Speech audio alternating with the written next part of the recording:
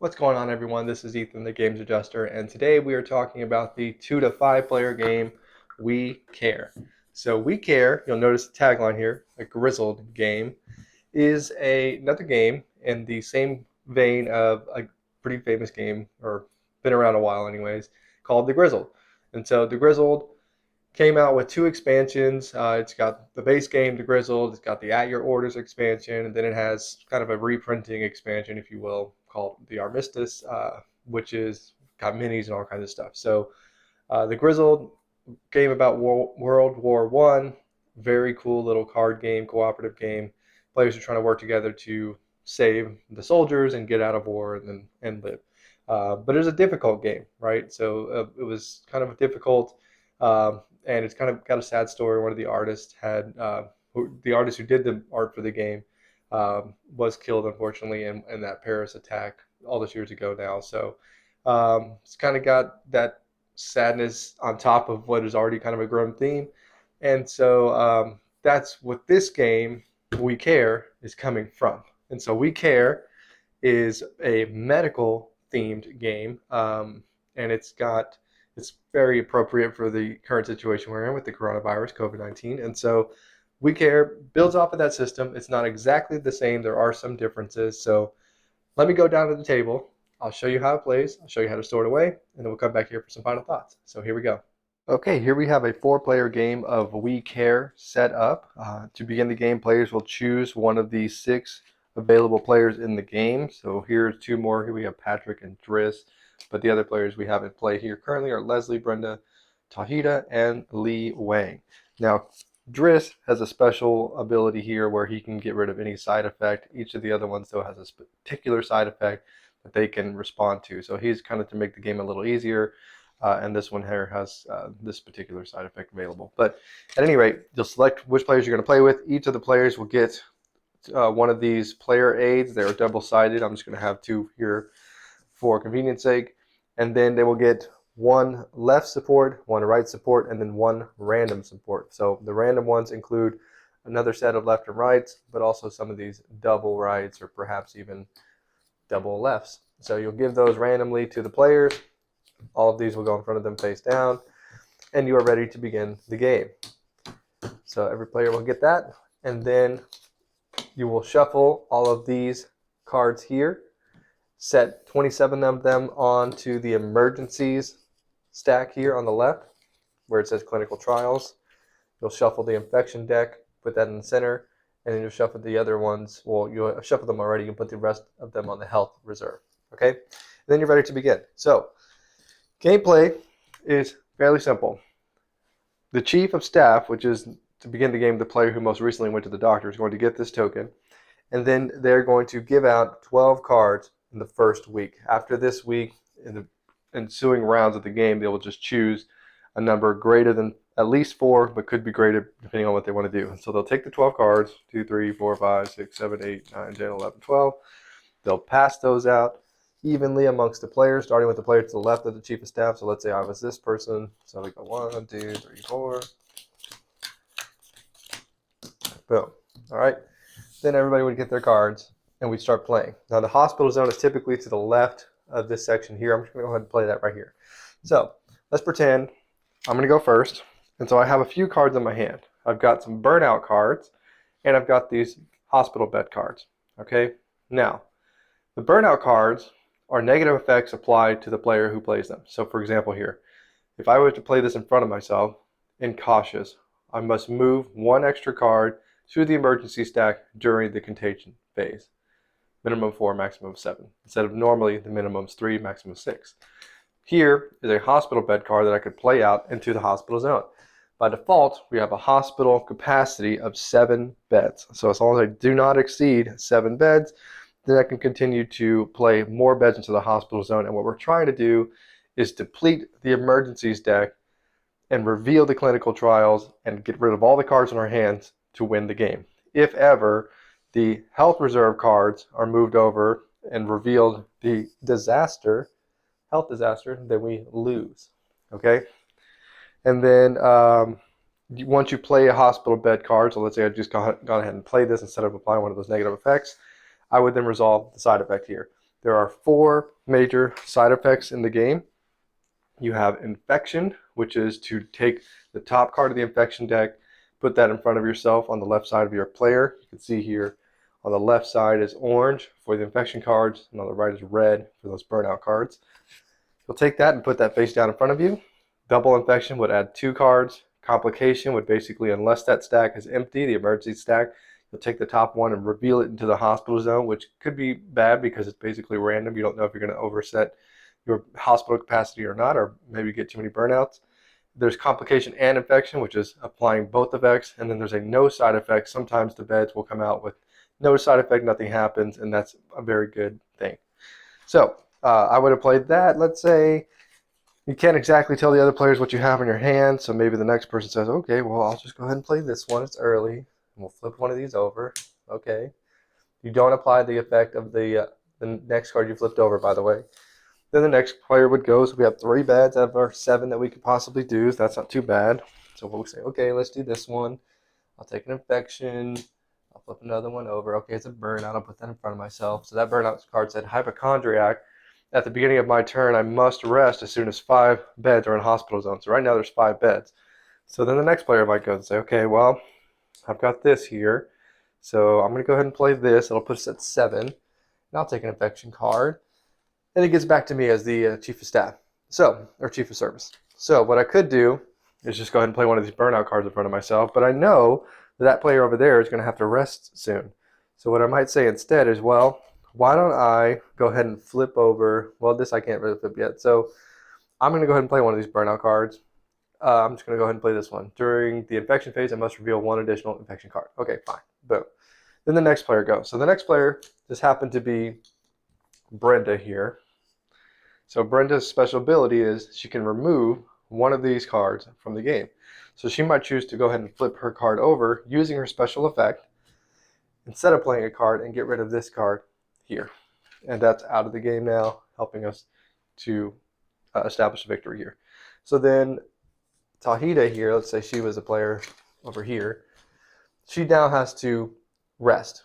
Now when you rest, you will take your tiles and you will choose which person you want to give support to. So she can choose a person to the left, person to the right, or person across the table in a 4-player game. So she might say, well, to her right would be Brenda, who just used her special ability. So maybe I want to go ahead and give this to Brenda. And I can't tell people who I'm going to give that to. I'll just put that face down on my card. Okay, and then she's done. And then it would go on to the next player here. So let's say that it's Li Wang.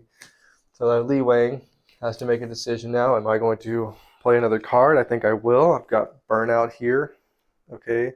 I must rest if at least 1 card with only 1 bed is visible in the hospital zone. All right. There are some, but that's fine. I'll get rid of some of the cards in my hand. Comes back to the chief of service.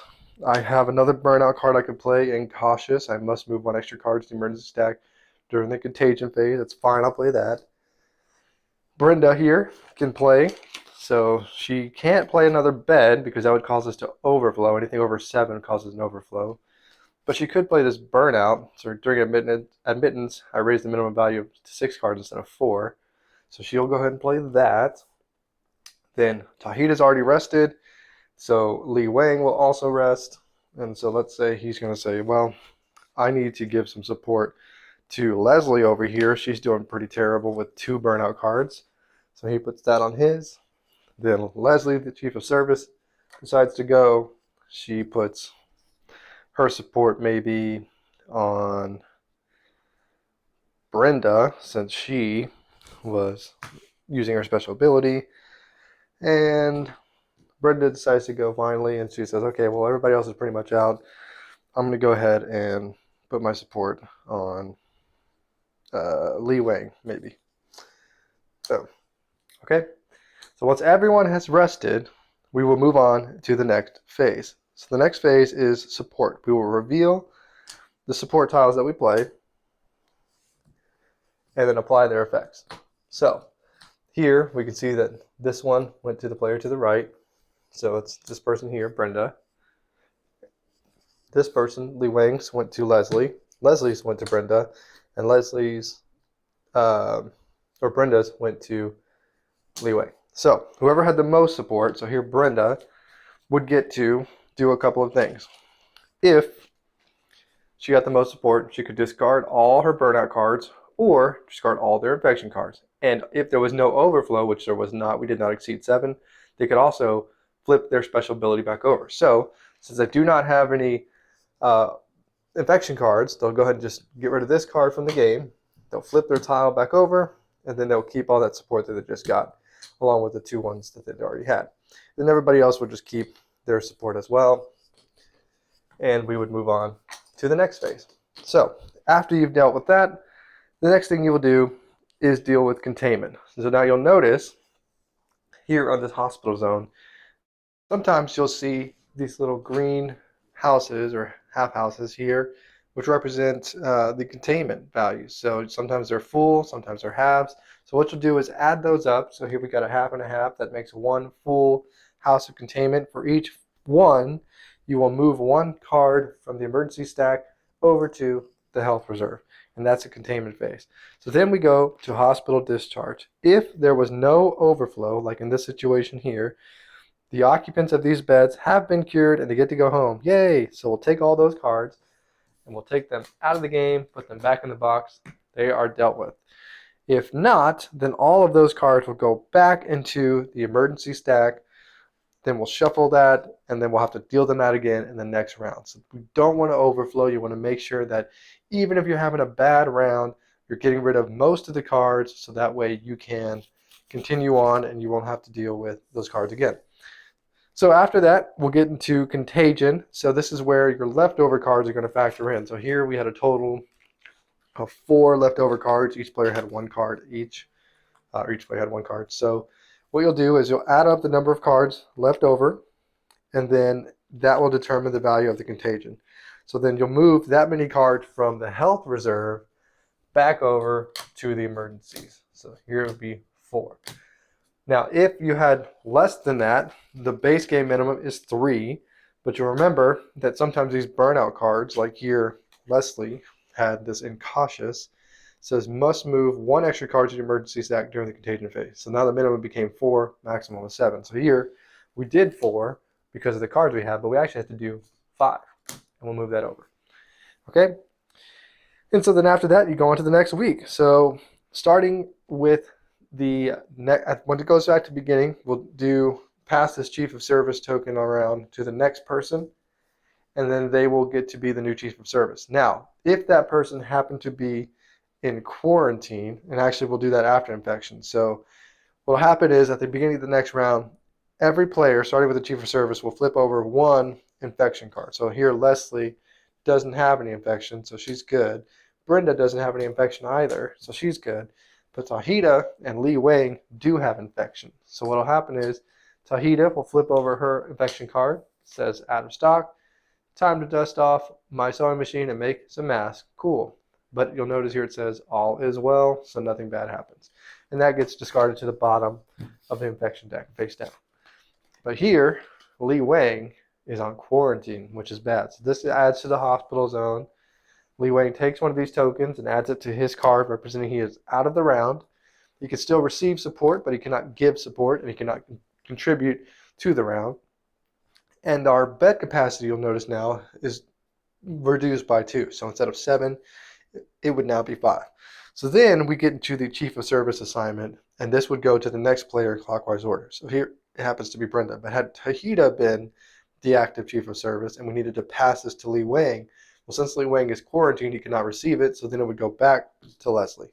But in this case, we'll pass this on to Brenda, and then we move on to admittance. And so now Brenda, starting with round 2 and going forward, she can say a minimum number of cards based on the base game, which would be 4. Now, if you change that, so maybe it's 5 because someone has a burnout card or something like Brenda did earlier, then she would have to say that. But then she could say as much too as what she wanted. So she might say 8. She'll pass out 8 cards evenly amongst the active players. The person who is quarantined does not receive any cards, and game would continue that way, just going through the other rounds.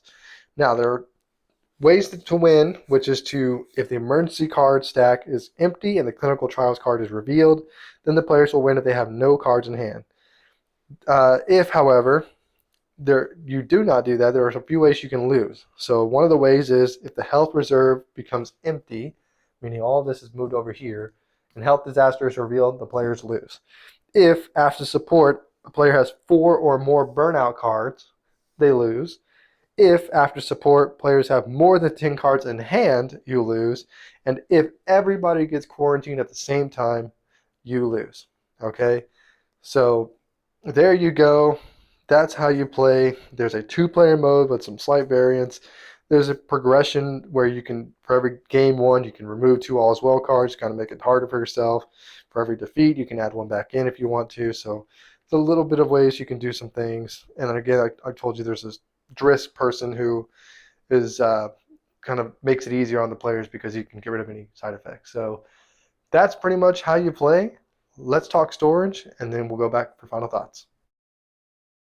Okay, let's briefly talk storage. So storage for this game, very easy. The infection decks, the support reference cards, or really player reference cards, and the players, as well as the healthcare and the clinical trials card, the emergency and health reserve. I put those all together like so. All the cards that are going to be shuffled up and dealt with throughout the game will go together in their own little bag. And then all the cardboard tokens and the Chief of Service tile will go together as well into their own little bag. And then you'll put in the rules, and that's basically it. So this game is not a lot of components. It all fits well in the box. There was no insert that I remember. It just kind of came like this, which is fine. Not every game has to have an insert. Sometimes you throw them away anyway, so I might actually put those rules on the bottom just to be flat. And there you go. That's what we care. Okay, so let's talk about it. We'll start with the theme. I think the theme is cool. I like the hospital theme, I think, a little bit better than the World War One theme. So obviously I wasn't around during World War One.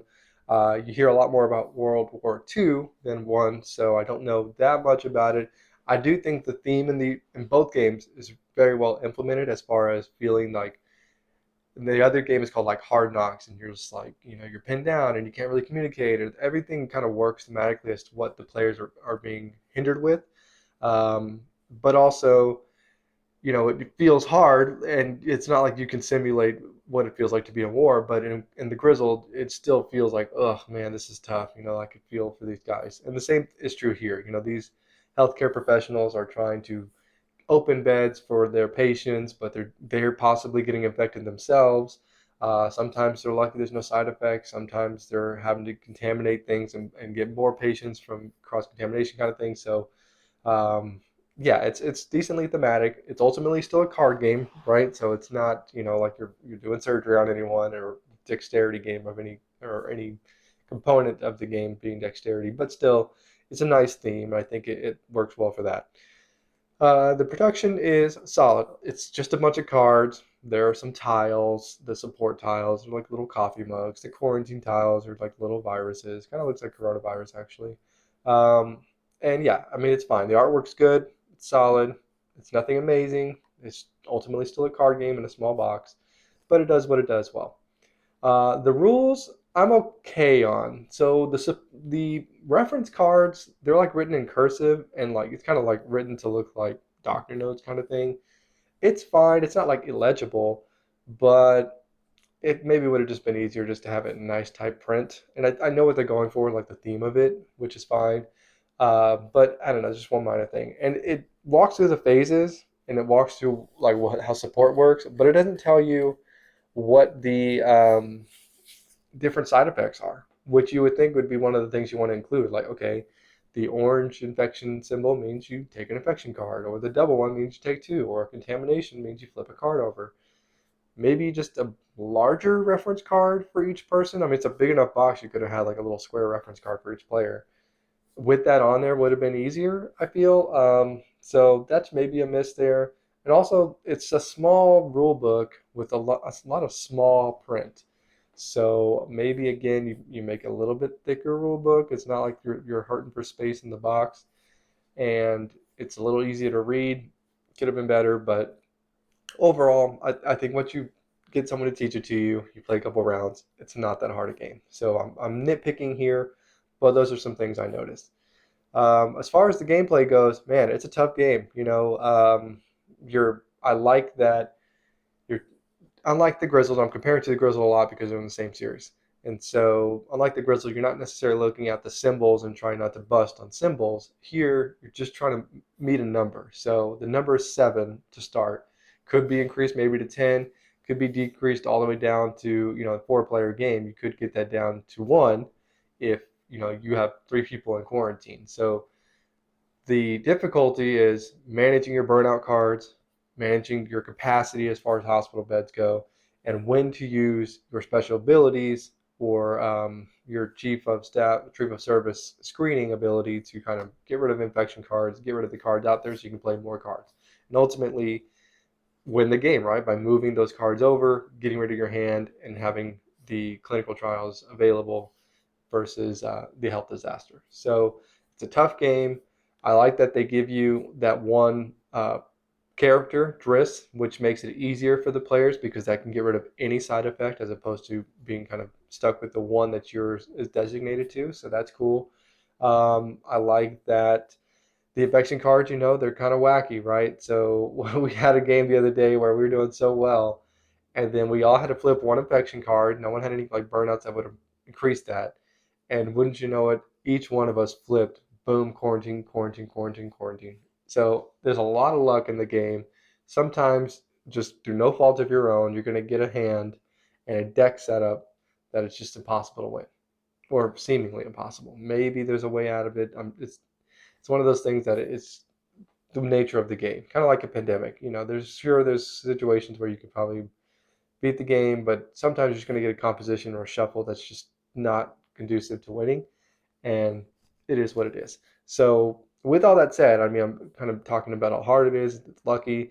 I still like it, right? Because you're trying to balance all those things, and it feels really good when you win. When you reveal that clinical trials and your hands are empty, you're high fiving around the table, everyone's having a good time because you beat it. So I really do enjoy that, and I do really like that. Um, it's just adding up the hospital beds. You don't have to worry about like, oh, do you have the rain or do you have the whistle or the mask or whatever. And like in the Grizzled, and I'm referencing that. If you never played the Grizzled, then check that out. But anyways, I do like it. What else do I like there? I do like also that the support is a little easier. So when you offer support in this game, you will still pass it out. You'll get to either get rid of all your burnout cards, get rid of all your infection cards, and so you choose that, make that decision. And if you did not overflow, you also get your lucky charm back. So in the Grizzle, in the At Your Orders expansion, they introduced missions, which changed that you no longer will say a number. Like here, you have to say a minimum of 4. In the missions, you can just say whatever. You do the mission. Sorry, you get cards based on what the missions say. So, and then with that, they made it easier that you could also keep your support and stuff too, kind of similarly. But I like that the base game of this, I don't know if they're ever going to come out with an expansion, but I do like that the base game makes a support. So you kind of get both, which is cool. All right. So, time wise, it's a quick game. You set it all up, you shuffle a few decks, deal them out, and then you're just playing. So the time, I think, where it extends a little bit is your first few playthroughs trying to remember, like, okay, this phase means this and this phase means that. Okay, now we have to check the contagion and we have to move some things over just to move them back over at the end, depending on the cards we have in our hand. So that can maybe get a little long. But on the whole, I still think the box says, oh, 30 minutes. Yeah, that's probably right. Maybe 30 to 45, depending on player count. If you're on the higher end, 4 or 5, maybe 30, 45. You're on the lower end, the 2 players or something, it could be 20 to 30. So I think the time overall is good. It's not a hard setup or tear down or play time. It's just maybe your first few rounds, you're going to be a little slower as you acclimate to what does this round mean? What do I need to do? What are the steps? Because I think going back to the rules, it's very wordy. It's kind of a lot of rules for a card game or a small box card game. And then variety, not a ton of variety, right? So the end goal is the same. You get through your deck and you win. The characters, there's only 6. So, and the side effects, there's only 6 of them. There's infection, double infection, contamination, infection and contamination, no side effects. So there's only actually 5. So it's not a ton of variety in the sense that you're going to explore something new every time, but the puzzle is different every time by the nature of the game. It's just a deck of cards that you're shuffling. So in that sense, I think there's a decent amount of variety where from game to game, you're going to have different things that come up at different times so that you'll see probably the same burnout cards, but if one particular card comes up earlier in this game than the next game, that might drastically change how the game flows. So there's where the variety is. But as far as discovery, no, there's not really a whole bunch. So there you go. On the whole, I do really like this game. I have the Grizzled, I have the At Your Orders expansion. I never got the Armistice edition. I didn't feel a need to get the minis and stuff or the campaign kind of thing. So as far as it compares, though, I don't know. I'm kind of leaning towards this one. I think I really do like the medical theme a little better, and I like that infection deck that each player gets. Like flipping it over, like oh please don't be quarantined. It kind of builds some of that suspense, and I like that you're just counting hospital beds. You're not necessarily worried about the symbols as much. So I think I'm trending towards this one a little bit. But with that said, I think I rate both of them a 7, and I might do a separate review on the Grizzle that later down the road, but maybe like if I did house, this would be like 7.5, the other one's 7. But I really did like it. So there you go. That's my rating on We Care. If that sounds interesting to you, check it out. If you haven't, or you like maybe the World War I theme better, check out the Grizzled instead. There is that Armistice edition if you're into minis. They're pre-painted minis. It looks really great from the same designer or same publisher too. So check that out if that sounds interesting. Check this one out if this sounds interesting. I really like this theme. I think it's appropriate right now. We're a year and a half removed from the start of the pandemic across the globe, and it might be a little sensitive for some, but I think it's a good homage to the healthcare professionals and the struggles that they deal with here. And I think that's what this game is doing. It's not making light of it. It's putting it in a game, but it's making it into a cooperative, difficult game that talks about the risks that healthcare workers go through, right? Because they're around the infected and they have the potential themselves to be infected or having to quarantine. And if they're quarantined, then they're not there to help their patients. And if they're not there to help their patients, the hospital overflows. I mean, all that really works well together thematically. And yes, you can get a good experience out of playing the game, but you can also get a good appreciation for the healthcare professional industry and the struggles there. So I think that's a good message that it leaves you with at the end. So there you go. That's my thoughts on We Care. If you played We Care or the Grizzled, let me know which one you like better. If you haven't played either one, let me know which one you think you might be more interested in. If you are a healthcare professional, share that in the comments below so we can support you and send you some positive vibes. And yeah, remember to like, comment, and subscribe, and I will catch you on the next one.